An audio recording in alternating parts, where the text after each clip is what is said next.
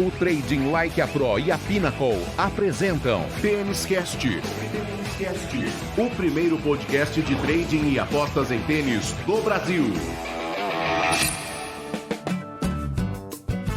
Salve, salve apostador, salve, salve apostadora, amantes do tênis, está no ar a edição, repita comigo, 33 do Tênis Cast, o primeiro podcast de trading e apostas em tênis do Brasil, um produto Trading Like a Pro com apoio da Pinnacle, a melhor casa de apostas do mundo.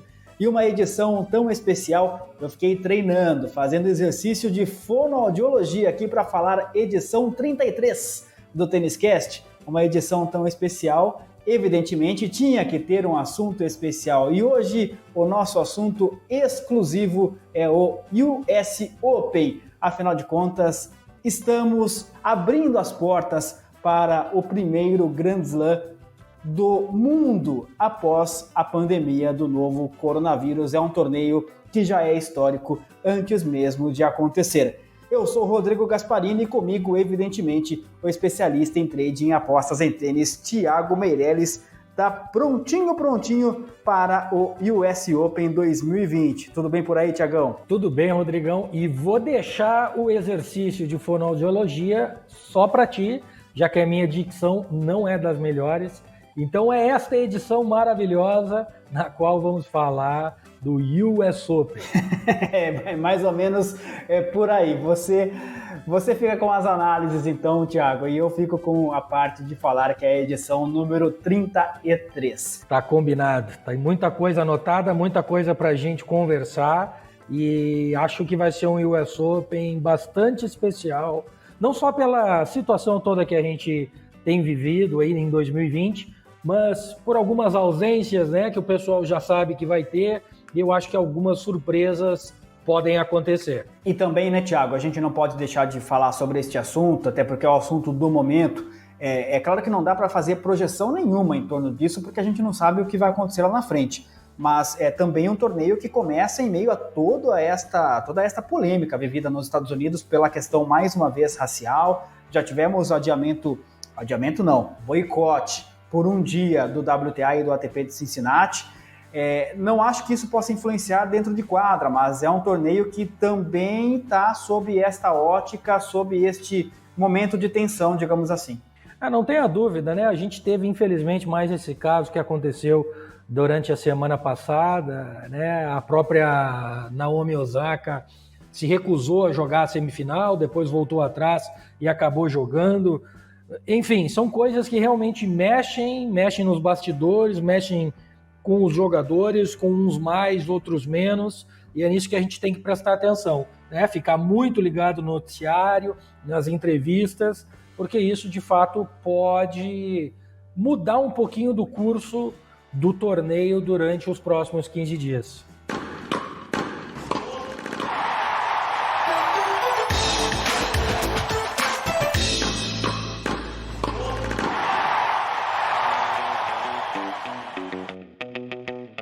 E antes da gente entrar especificamente, primeiro vamos falar da chave masculina, depois da chave feminina do US Open. Só um recadinho para você, também vai rolar nesta semana o WTA de Praga, WTA 125 de Praga, na República Tcheca. A análise deste torneio especificamente o Thiago fará lá no canal Free do Telegram. O link está aqui para você acessar lá o canal, caso você ainda não seja inscrito por lá. Enfim, você terá tudo sobre o WTA de Praga lá no Telegram. Porque aqui no Tênis Cast nós vamos de US Open.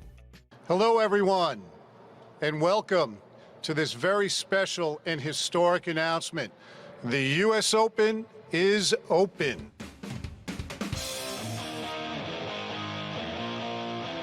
Grand Slam é um torneio gigantesco, o Thiago acabou de dizer, né? São 15 dias de jogos e, evidentemente, a chave é muito grande. Até por isso, nós vamos dividir aqui a análise, primeiro no ATP, depois no WTA, nos 4 quartos da competição. Então, começando, Thiago, lá pelo cabeça de chave número 1, Novak Djokovic, que está no primeiro quarto, que tem também o Davi Goffin da Bélgica, tem o Taylor Fritz, tem o Shapovalov, tem o John Isner, enfim, essa turminha aí está no primeiro quarto, a sua análise inicial desta situação, digamos assim, do US Open. É muito bem lembrado, né? A gente não pode esquecer que são 64 jogos somente na primeira rodada na ATP e mais 64 na WTA, ou seja, são 128 jogos que acontecerão entre segunda e terça-feira, né? Então, antes de entrar um pouquinho na análise, eu queria só relembrar aquilo que a gente sempre comenta quando a gente fala de Grand Slam, que é muita calma nessa hora, né? A gente tem muito jogo, certamente haverá muita oportunidade e, claro, não dá para a gente ficar com medo do mercado, né? Com medo de fazer alguma aposta que a gente esteja convicto que haja valor, mas também não dá para achar que tudo é valor, né? Eu acho que é o momento de a gente exercitar a questão dos filtros, a questão dos critérios que a gente utiliza na hora de se fazer uma aposta, porque realmente aqui, se a gente errar um pouquinho a mão logo no começo e a gente exagerar um pouquinho no número de entradas e acabar tendo, por um infortúnio ou por coisas que pode acontecer, que é um começo ruim, pode comprometer o nosso psicológico durante os 15 dias inteiros de torneio e que vai ser muito negativo, porque sempre há oportunidades e não tem como não haver, já que são muitos jogos que acontecem num curto espaço de tempo, mas é preciso também que a gente saiba, é o que eu sempre digo, que o green e o red que a gente vai ter aqui no US Open é o mesmo que a gente vai ter no Challenger em Praga, por exemplo, da WTA, é o mesmo que a gente teve em Cincinnati ou em Palermo, lá no começo da temporada, no recomeço da temporada, ou que teremos em Roland Garros ali na frente. O dinheiro é o mesmo, né? O dinheiro vale exatamente a mesma coisa. Então precisamos ter a nossa gestão, precisamos ter muito critério na hora de se fazer as nossas apostas para que o Grand Slam corra da melhor maneira possível e que não sejam gerados traumas, né, nesse torneio tão importante e tão legal que a gente está já aí de cara tendo a oportunidade de curtir. Mas vamos ao que interessa e vamos analisar então o que pode acontecer nesse primeiro quarto da chave masculina.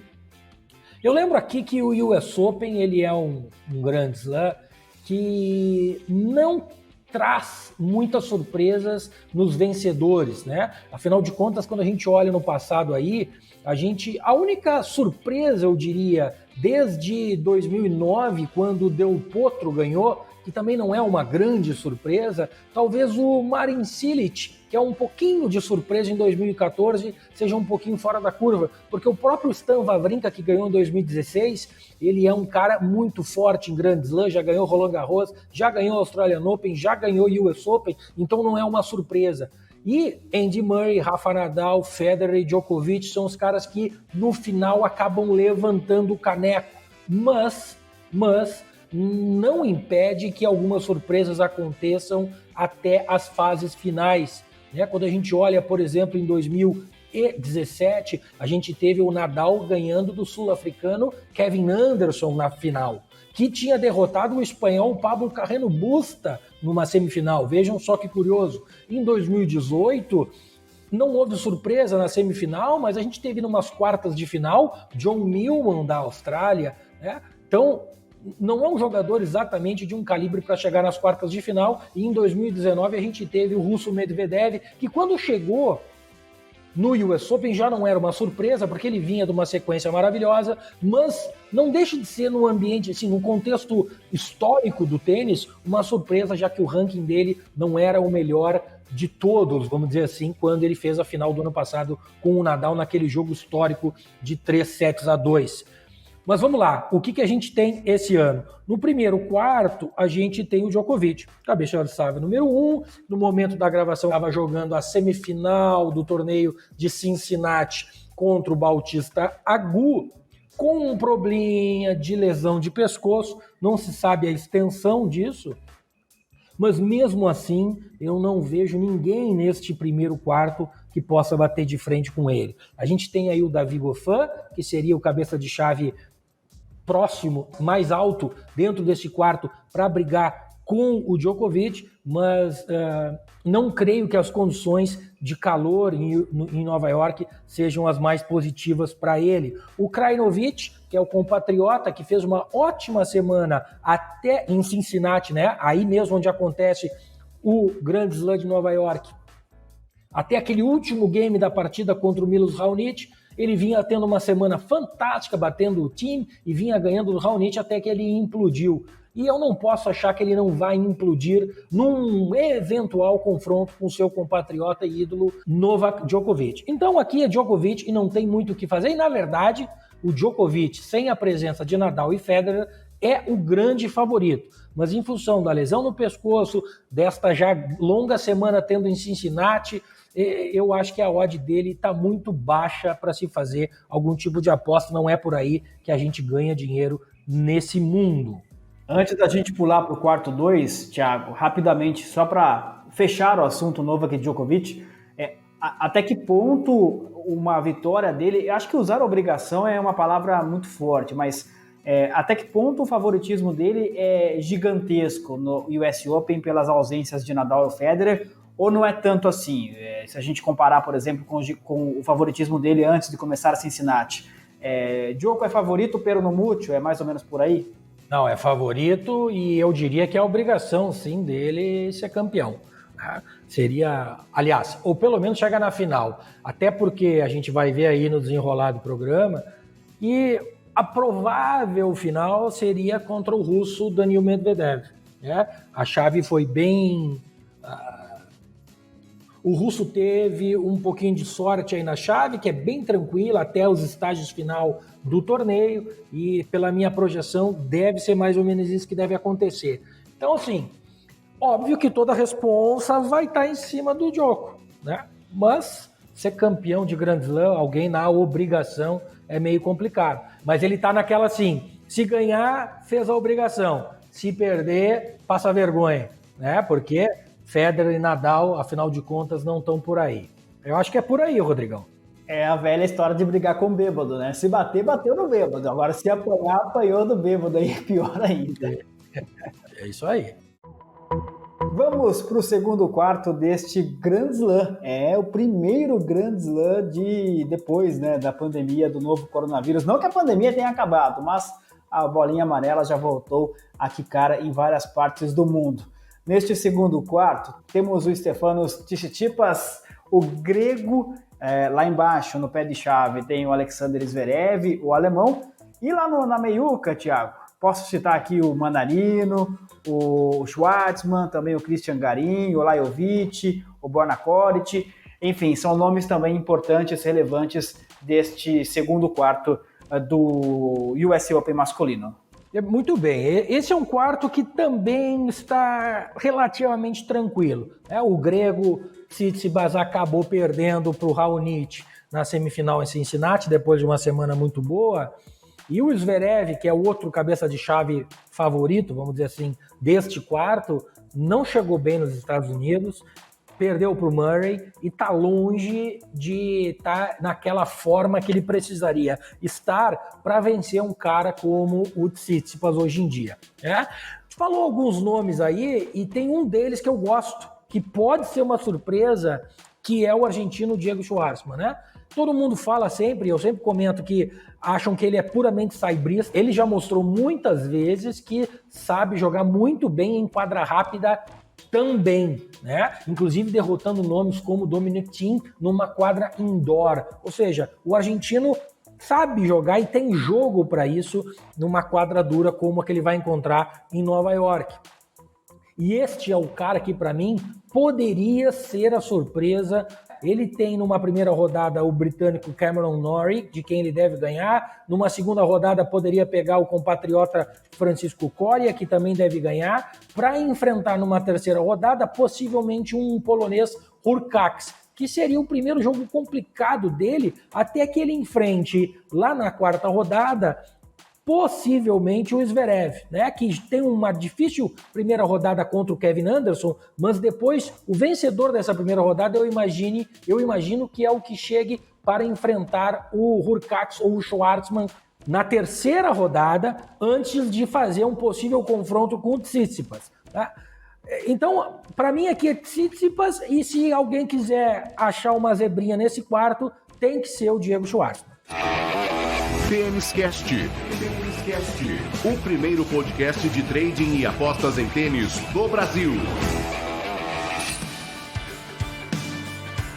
Já analisamos aqui metade do torneio masculino. Deixa eu dar só um tempinho nas análises propriamente ditas, Thiago, para a gente trazer um pouquinho para a realidade do universo das apostas e, nesse caso, mais especificamente do trade, né? E a gente repete sempre a mesma questão, que é pontual e é muito importante a cada Grand Slam. São jogos em melhor de 5 sets. E aí, para quem trabalha do jeito que o Thiago trabalha, com aquela estratégia famosa, final de set, no primeiro set, não vale para o Grand Slam, né, Thiago? Tem que tomar muito cuidado. Tem vídeos seus no YouTube explicando essa estratégia, que é maravilhosa. É uma estratégia de baixíssimo risco com altíssimo potencial de retorno. Mas, no caso do Grand Slam especificamente, tem que tomar um pouquinho mais de cuidado com ela. Não tenha dúvida. É um bom ponto esse, é um ponto para quem vai trabalhar no live, fazer o trading. Eu costumo dizer que num jogo de 5 sets, uma vitória de um set representa, sob o ponto de vista de mercado, metade de um set num jogo de 3 sets. Né? O que eu quero dizer com isso, em outras palavras? Que quando o jogador ganha 2 sets num jogo de 5 sets, o mercado responde da mesma maneira se aquele jogador tivesse ganho 1 set num jogo de 3 sets padrão. Tá? Então é mais ou menos isso. Então quem gosta de tentar pegar justamente, por exemplo, essa estratégia que comentou de odd de final de set, que é uma odd que o mercado te dá quando o jogador está com o set praticamente ganho, né? Isso vai acontecer lá no 2-0 e não no 1-0, como acontece nos jogos de 3 sets. Outra comparação legal de se fazer é quando um jogo de 5 sets ele acaba empatando em 1-1 e vai para o terceiro set. O mercado praticamente reseta e volta para o ponto inicial, e aí, a partir daí, vira de novo um jogo de melhor de 3 sets, né? Afinal de contas, tá 1-1 e quem ganhar 2 sets dali por diante ganha a partida. Então, o mercado começa a se comportar praticamente igual a quando é uma partida melhor de 3 sets. Esses detalhezinhos é bem bacana e é muito importante a gente levar em consideração. Dito isto posto, o que é que tu faz, Thiago, então? O que eu faço? Eu só começo a entrar no mercado a partir do terceiro set num jogo masculino de melhor de 5 sets em Grand Slams. É isso que eu faço. Eu espero terminar o segundo set e a partir daí eu começo a buscar algum tipo de oportunidade dentro desse mercado. Matteo Berrettini lá em cima, Daniil Medvedev lá embaixo, os dois principais nomes em cima da chave, embaixo da chave, evidentemente, os dois principais nomes do terceiro quarto do US Open masculino, que tem também o Andrei Rublev, o Grigor Dimitrov, tem o Guido Pella, enfim, nomes também importantes, também relevantes. Sua análise deste terceiro quarto, Thiago? Desse terceiro quarto, de novo, para mim um cenário bem claro do que deve acontecer. A decisão desse quarto está nas mãos do Medvedev e Berrettini, mas o italiano, que fez semifinal aí ano passado, a gente não pode esquecer disso, se mostrou muito, muito, muito enferrujado nesse primeiro retorno dele agora depois da pandemia. Tá? E vai enfrentar na terceira rodada, possivelmente, se ele chegar até lá, o russo Rublev, que é o outro, que é a outra ameaça ao compatriota Daniil Medvedev aí no terceiro quarto, tá? Então, não tem muito, assim, os outros jogadores ou são de baixíssimo calibre ou, por exemplo, o Guido Pella, que poderia ser, né, uma ameaça, alguma coisa assim, nem se apresentou ainda e, além dele, eu não vejo ninguém que poderia bater de frente contra esses 3 caras. Então, obviamente, o favoritismo para mim, eu já comentei lá no começo do programa, é do Medvedev, inclusive para chegar na final, porque se apresentou muito bem em Cincinnati, né? perdeu num jogo maravilhoso contra o Agu, que é um dos poucos caras que batem de frente com esses grandes jogadores hoje em dia, especialmente numa quadra dura. Ele é um espanhol de quadra rápida, vale lembrar isso. Mas o Medvedev se mostrou muito bem, né? Muito melhor que o Berrettini e muito melhor que o Rublev, tá? De quarto 3 é isso, não dá para inventar muita moda, não dá para querer ficar jogando, é uma moedinha aqui, uma moedinha ali. Aliás, esse é um outro recado que a gente pode dar aqui para a galera quando vai enfrentar um Grand Slam, que é o seguinte, é muito jogo. Então, a tendência é que a gente fique querendo achar coisinha onde não tem, né? Ou qualquer mini oportunidade que a gente acha que encontrou, é só uma moedinha aqui, só uma moedinha ali, só uma moedona ali, daqui a pouco foi um pote inteiro de moedinhas que a gente foi espalhando e que certamente comprometem, como eu falei, o andamento e a gente vai sangrando a nossa banquinha sem necessidade. Então, não vamos inventar moda. O quarto 3 é o Medvedev, e se tem dois caras que podem bater de frente com ele, é o Berrettini e o Rublev. Mas neste caso, nesta semana, em função de todo o contexto, eu não acredito que nenhum seja páreo para o russo. Que voleio! E até para explicar para você que eventualmente não é tão afinado com a lógica dos torneios de tênis, como é que funciona? A gente está falando aqui dos 4 quartos, né?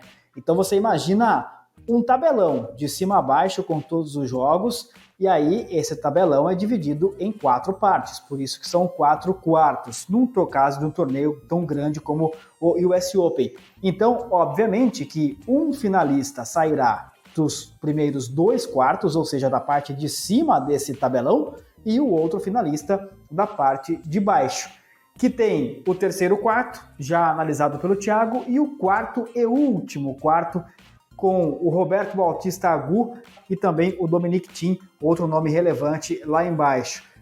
Também por aí o Karen Khachanov, o Félix Aliassime, Daniel Evans, o Marin Cilic. Sua análise deste último quarto do US Open, Thiago.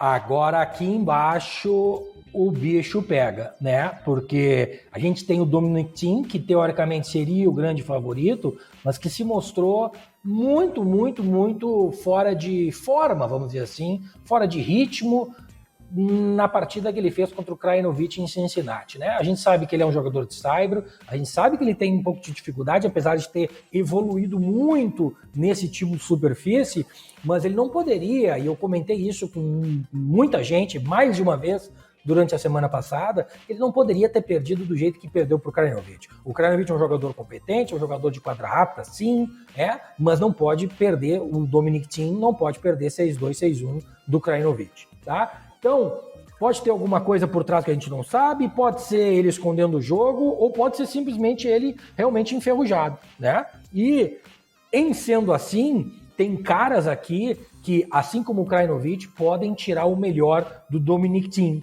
né? Podem tirar. A começar pelo espanhol Roberto Bautista Agut, de quem a gente já comentou e falou mais de uma vez aqui neste programa e em várias outras oportunidades. É um espanhol muito competente. Só tem um problema com o Agut. Ele é um cara que não consegue ir bem em Grand Slam.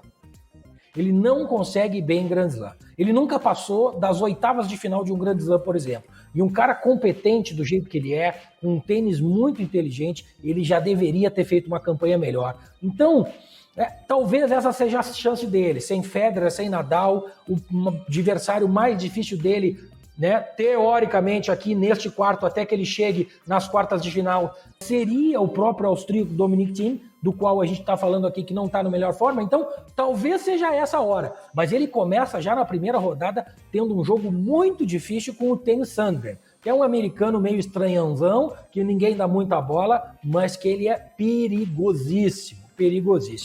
A gente tem ainda aí Milos Raonic, que seria o adversário do Agut numa possível terceira rodada. Raonic que fez a final, não sei como foi, mas no momento da gravação estava classificado para fazer a final do torneio de Cincinnati, que foi jogado em Nova York, mas que ele mostrou durante a semana inteira um tênis muito potente, muito perigoso, e um jogador deste tipo, ele é extremamente perigoso, tá? Mas também tem uma ressalva aqui para mim, e no caso do Raonic, é o estilo de jogo dele ser baseado em saque e o físico dele não ser a melhor coisa que existe no mundo do tênis. É um cara que já sofreu com muitas lesões e que em jogos longos tende a sofrer mais ainda, já que ele tem que usar muita força para manter aquele nível de saque que é destruidor. Mas quando o nível de saque dele baixa, ele já vira uma presa fácil para vários jogadores, né? Então, um cara como o Agu, se pegar ele numa terceira rodada, eu acho que ganha do Raonic, porque mesmo que o jogo vá para 2, 3, 4 tie-breaks, o espanhol tem mais físico, tem mais perfil maratonista para encarar um jogador do tipo do Raonic.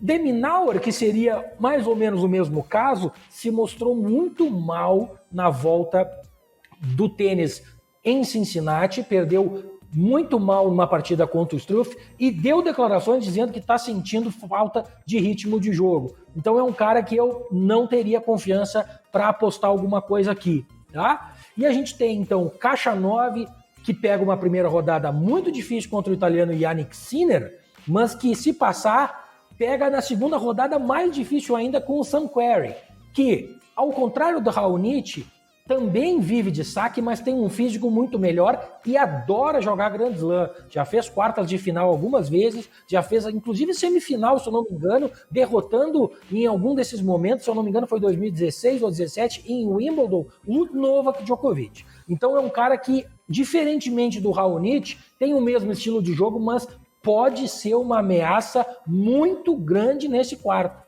Pode ser uma ameaça muito grande nesse quarto, sim. Né? Na parte de baixo deste último quarto, temos Félix Auger-Aliassime, mas que para mim ainda está longe do que ele poderia mostrar. A gente comentou isso durante a semana também. A gente tem o britânico Daniel Evans, que não tem campanhas muito boas em Grand Slam, mas pegou uma chave relativamente tranquila e pode bater lá de frente nas oitavas de final com o Dominic Thiem, se o time chega lá. O time, para chegar lá, para mim, vai ter que bater um cara, o Marin Cilic, que, para quem não sabe, já foi campeão no US Open. E também é um cara muito perigoso, deu declarações que está com muita vontade de jogar. É bem verdade que perdeu na primeira rodada em Cincinnati para o Shapovalov, mas eu não levaria isso muito em conta, tá?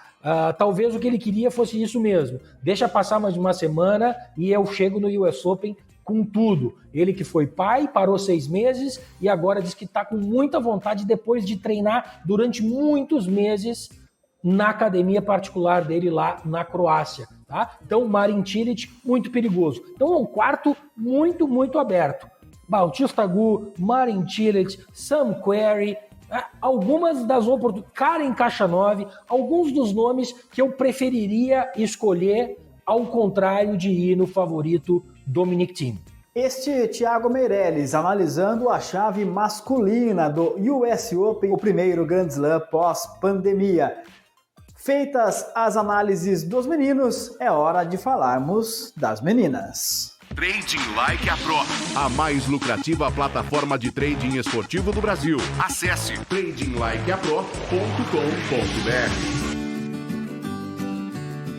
Para a gente iniciar, então, esta análise agora na chave feminina do US Open, mesma dinâmica, mesma sistemática, 4 quartos, são 64 jogadoras e a gente começa no quarto inicial, que tem a cabeça de chave número 1, a Karolina Pliskova, tem a Petra Martic, mas tem também a Vondrousova, tem a Alison Riske, a Jennifer Brett, a Angelique Kerber, enfim, são algumas das atletas que estão neste quarto inicial, que é o primeiro, obviamente, a ser analisado por você, Thiago. Muito bem, vamos falar da nossa querida WTA. A WTA que é sempre muito difícil de se prever qualquer coisa.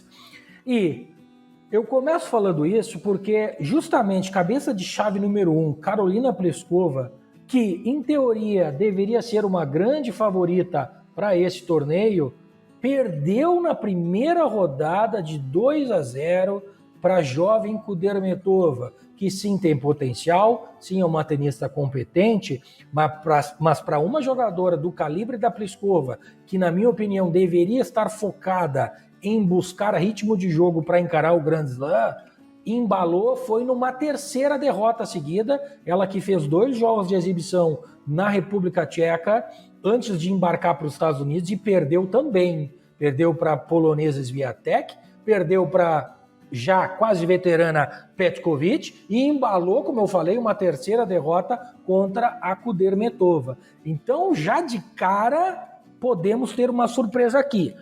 Qual é o problema de a gente encontrar uma surpresa aqui nesse quarto? É encontrar alguém que de fato possa bater de frente com a Pliskova, já que na primeira rodada ela não deve ter dificuldades de passar pela Kalinina, né?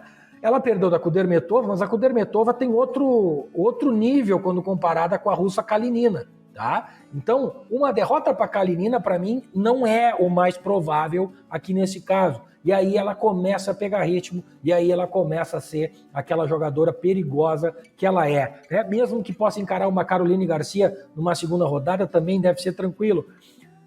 Talvez, na terceira rodada, ela encontre a vencedora de Cici Bellis e Jennifer Brady.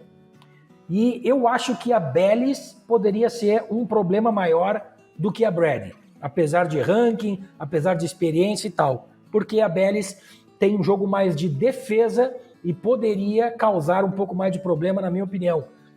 Um jogo contra a Brady seria mais pancadaria, e eu acho que a Pliskova se daria melhor neste caso, tá? Mas aí tu tem Angelique Kerber. Angelique Kerber, que a gente não viu jogar, não sabe qual é o status que ela tá.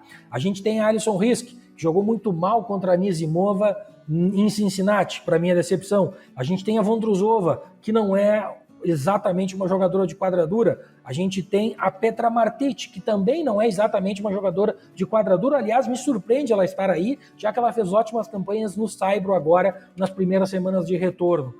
Quem eu acho que poderá fazer o jogo de oitavas de final para definir a campeã deste primeiro quarto é a francesa Kiki Mladenovic, de quem eu gosto muito, acho que é um tênis maravilhoso, tem uma forma física tremenda e mostrou isso no retorno desses torneios que a gente teve, e eu acho que ela seria a jogadora para bater de frente com a Pliskova lá nas oitavas de final. Oi, Ace! Oi, Ace!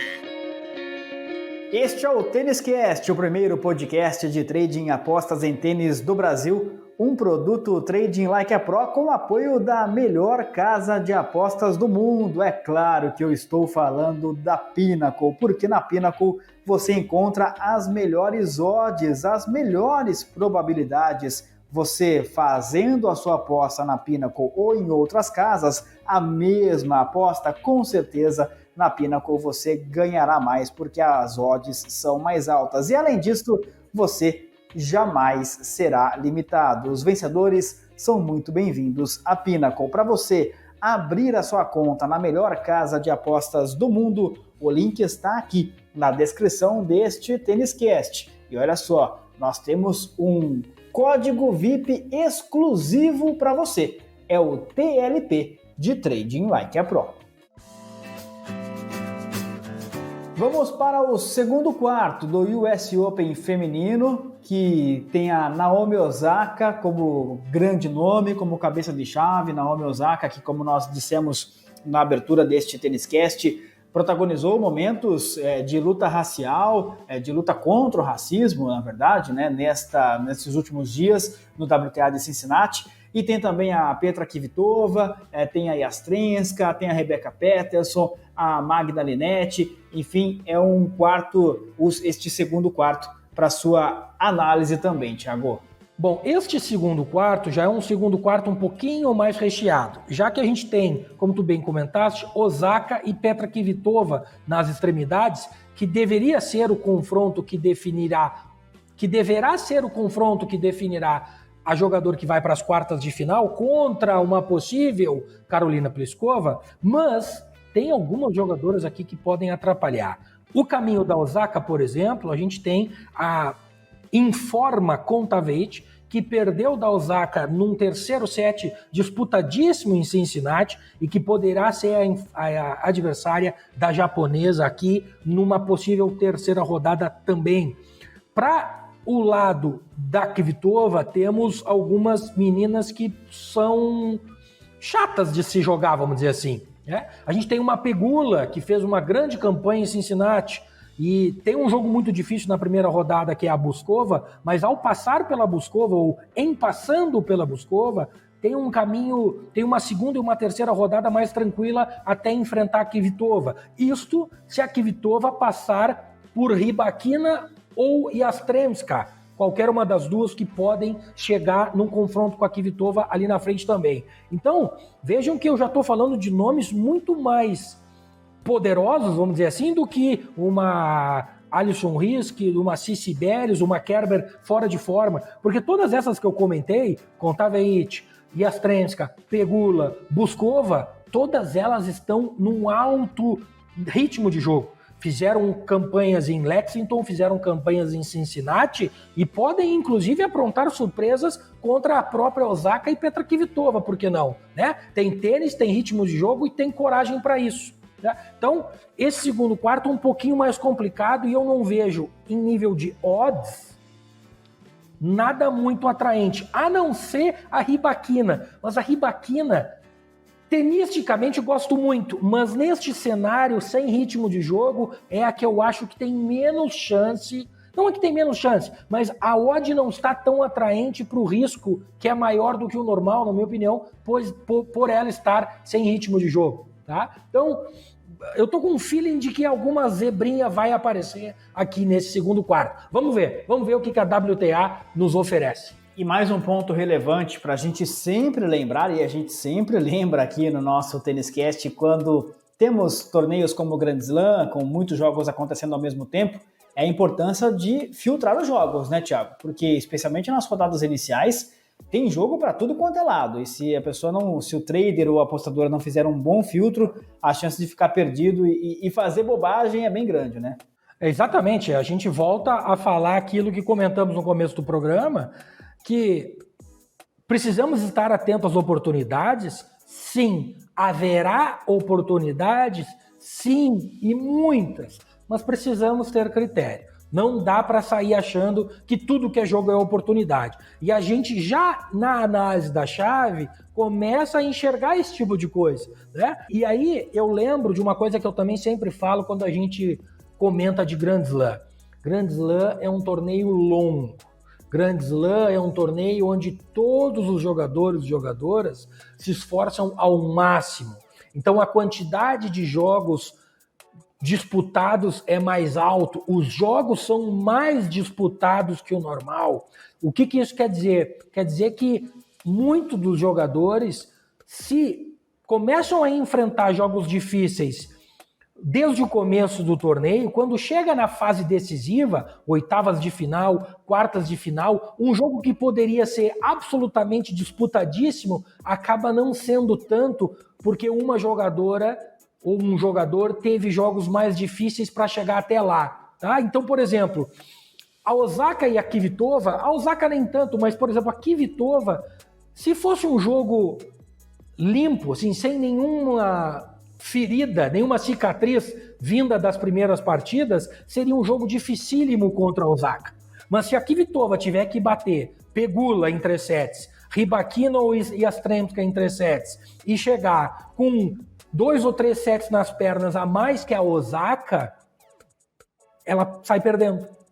Então, quando a gente vê uma chave da Pliskova um pouco mais tranquila, quando ela chegar numa semifinal ou numas quartas de final contra uma Osaka da vida, ela vai ter mais vantagem, ou contra uma Kvitova, se ela ganhar, vai ter mais vantagem do que ela, porque ela vai ter menos jogos difíceis nas pernas. Então, esse é o tipo de coisa que a gente precisa analisar. Não dá para ficar só olhando para aquele jogo especificamente. A gente precisa dar 2, 3 passos para trás, analisar o contexto todo e aí sim julgar se de fato aquilo é uma oportunidade boa ou não.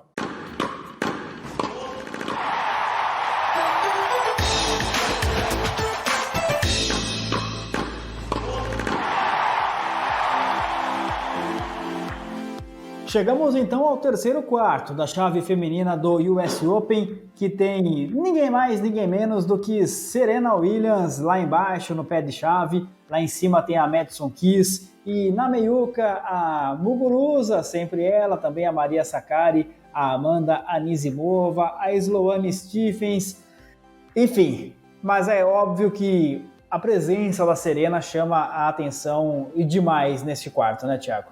Não tenha dúvida, ainda mais depois do que aconteceu em Cincinnati, nessa semana que terminou, quando ela sacou para ganhar da Sakkari, da grega Sakkari na terceira rodada, se eu não me engano, não conseguiu confirmar, tomou a quebra, perdeu o segundo set no tie-break e simplesmente abandonou o jogo no terceiro set, o que foi muito ruim sob todos os aspectos, né? Que Serena Williams que vai aparecer aí, né? E de novo, que Serena Williams vai estar aí para jogar contra uma Stephens, que já foi campeã de US Open, que Serena Williams que vai estar aí para enfrentar uma Anisimova, que é um grande talento, não sei, realmente não sei. E que Serena Williams, se chegar, qual vai ser ela que vai enfrentar a Madison Keys, que é uma jogadora que em torneios pequenos vacila e vacila muito, mas eu já disse aqui, já disse nos áudios no Telegram para quem me acompanha, que é jogadora de torneio grande. E o US Open é talvez o favorito dela. E eu acho que ela, de novo, vem para aprontar uma grande surpresa aqui. Não surpresa, porque muita gente já conhece o potencial dela, especialmente em Grand Slam, mas eu acho que seria um jogo extremamente difícil para Serena Williams enfrentar na decisão desse terceiro quarto. Mas, como se não bastasse, ainda temos Donna Vekic, que não jogou bem, é verdade, em Cincinnati, mas depois de a gente ver a performance da Azarenka que chegou na final, a gente já começa a entender que o problema talvez não tenha sido a Vekic, mas sim o altíssimo nível que Vitória Azarenka apresentou naquela partida. Teremos ainda Garbine Muguruza, que não se apresentou ainda depois da pandemia, da parada, mas vem aí, também é jogadora de Grand Slam, também gosta de torneio grande, e ainda tem a novíssima Jilly Teichmann, que fez uma ótima campanha em Cincinnati, e que, por que não, se pegar uma Keys meio despreparada, pode aprontar sim. Ou seja, um terceiro quarto do jeito que a gente gosta.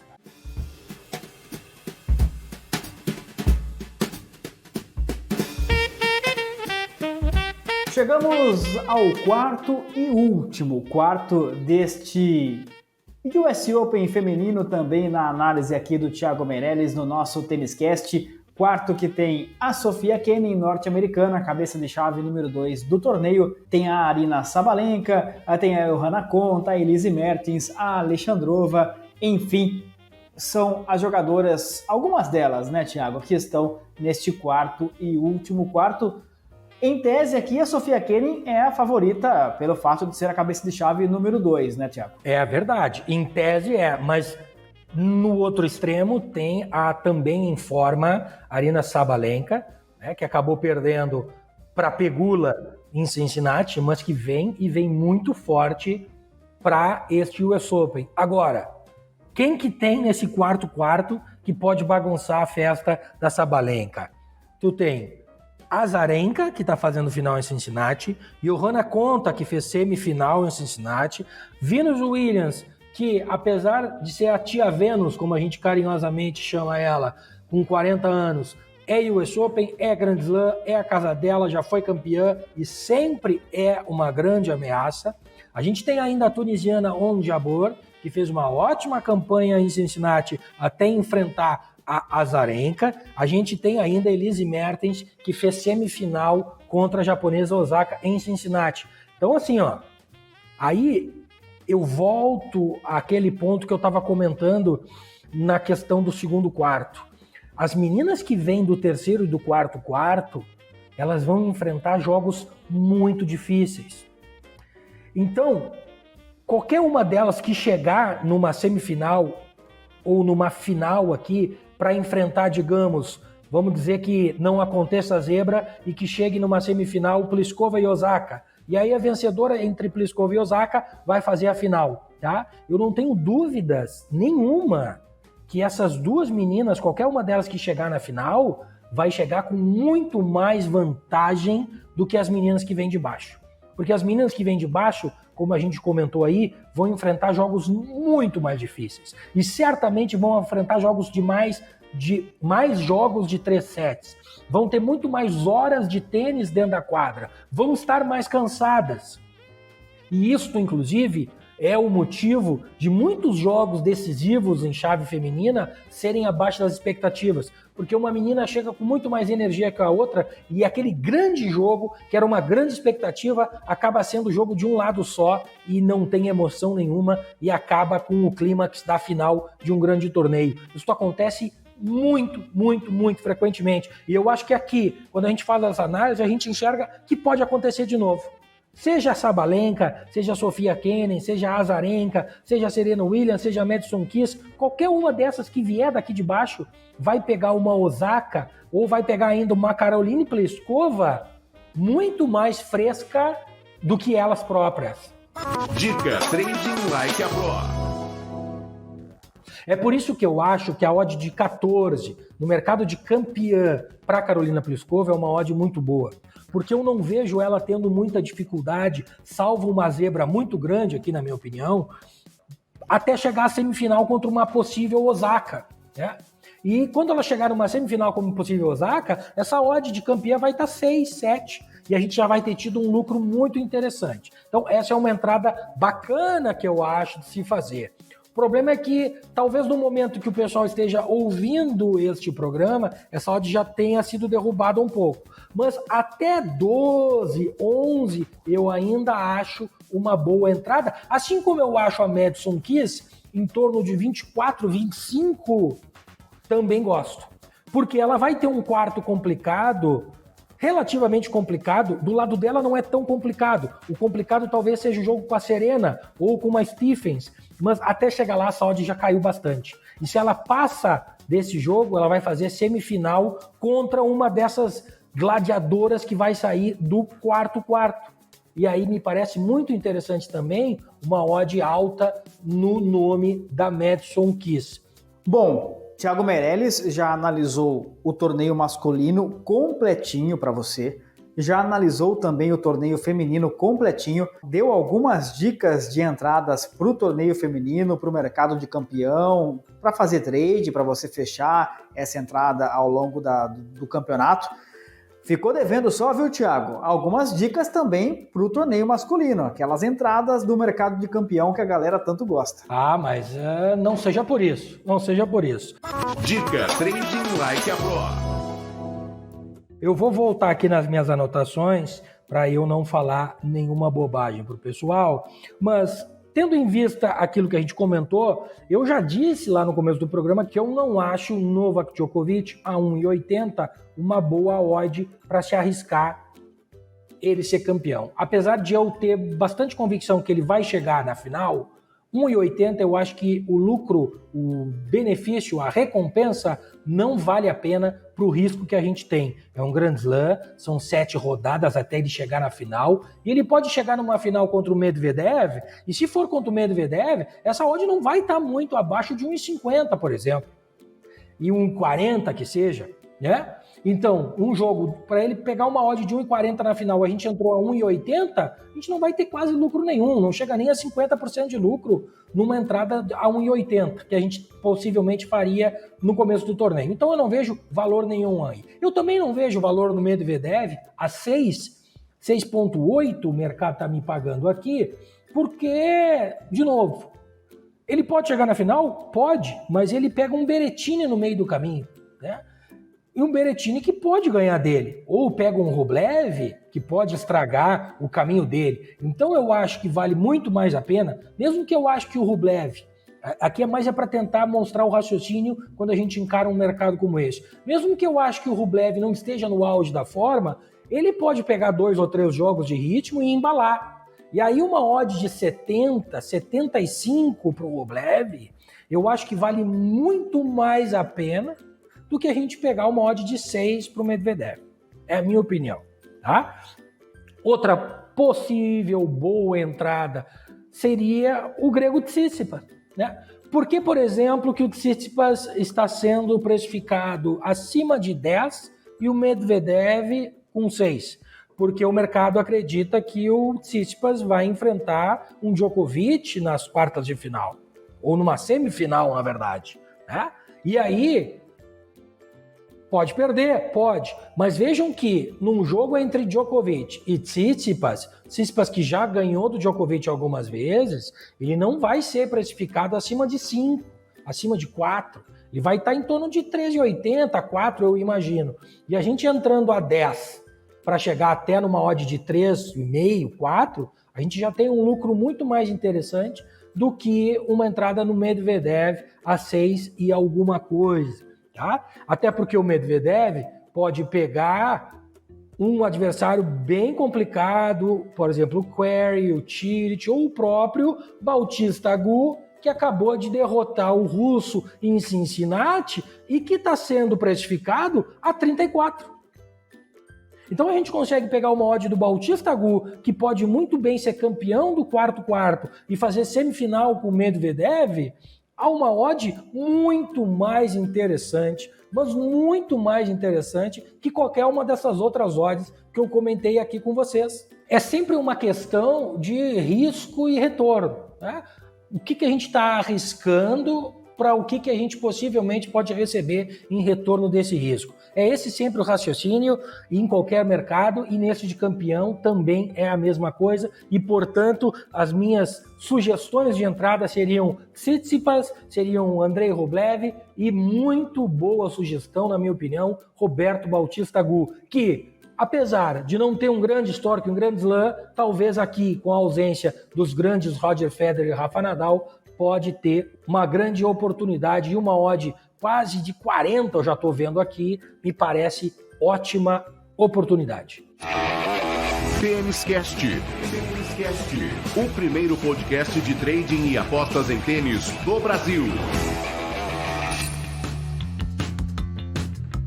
Então, serviço completo, checklist feito.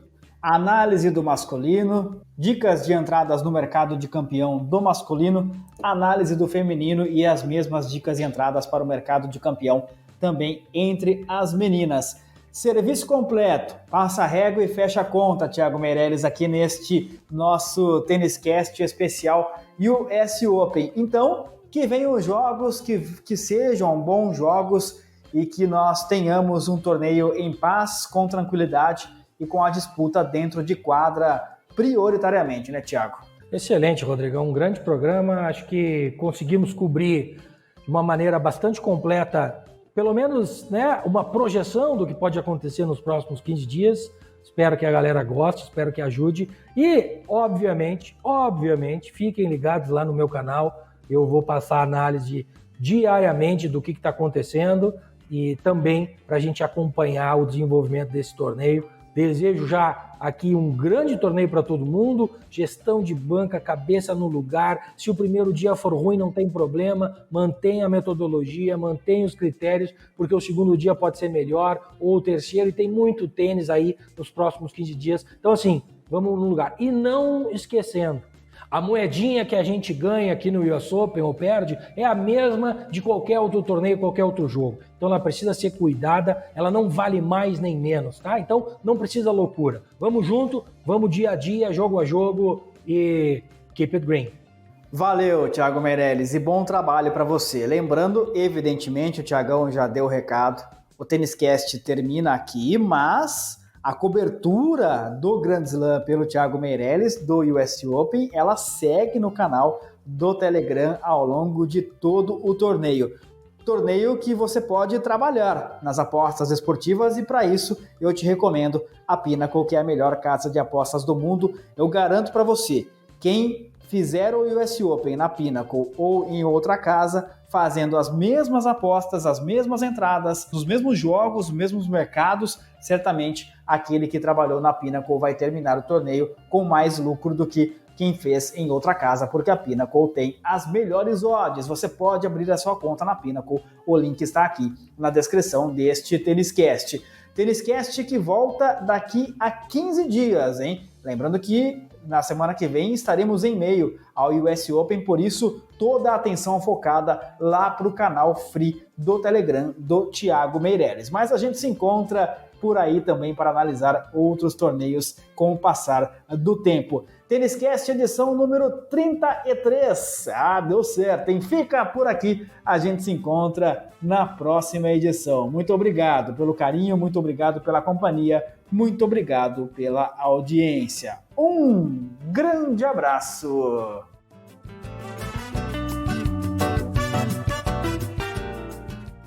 Até lá!